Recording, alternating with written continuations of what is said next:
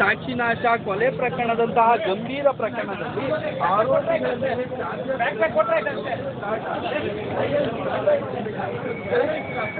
ತ್ವರಿತಗತಿಯಲ್ಲಿ ಚಾಲನೆ ಮಾಡಬೇಕು. ಸುಪ್ರೀಂ ಕೋರ್ಟ್ ದರ್ಶನ್ ಅವರ ಬೇಲ್ ಕ್ಯಾನ್ಸಲ್ ಮಾಡೋ ಸಂದರ್ಭದಲ್ಲೂ ಸಹ ಸಾಕಷ್ಟು ಮಾಹಿತಿ ಮತ್ತೆ ಅಲ್ಲಿ ಅಭಿಪ್ರಾಯ ಪಟ್ಟಿರ್ತಕ್ಕಂಥದ್ದು ಆರ್ಡರ್ನಲ್ಲೂ ಸಹ ಸಾಕಷ್ಟು ವಿವರವಾಗಿ ತಿಳಿಸಿದೆ.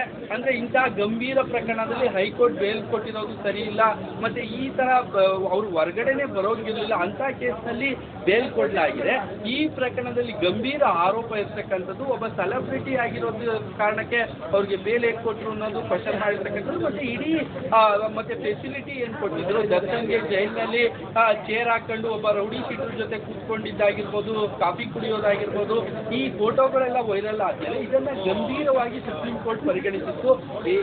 ತ್ವರಿತಗತಿಯಲ್ಲಿ ವಿಚಾರಣೆ ಮಾಡಬೇಕು. ಜೈಲಿನಲ್ಲಿ ಯಾವಾಗ ಆರೋಪಿಗಳು ಇರ್ತಾರ ಅವ್ರಿಗೆ ಬೇಲ್ ಮೇಲೆ ಇರೋದಿಲ್ಲ, ಜೈಲಿನಲ್ಲಿ ಒಳಗಡೆ ಇದ್ದಾಗ ಅವರ ಇನ್ನೋಸೆಂಟ್ ಪ್ರೂವ್ ಮಾಡಬೇಕಾಗುತ್ತೆ, ಅವರು ನಿರಪರಾಧಿನ ಅಪರಾಧಿನ ಅನ್ನೋದನ್ನ ತ್ವರಿತಗತಿಯಲ್ಲಿ ವಿಚಾರಣೆ ನಡೆಸಿ ಪ್ರೂವ್ ಮಾಡಬೇಕಾಗಿರುತ್ತೆ.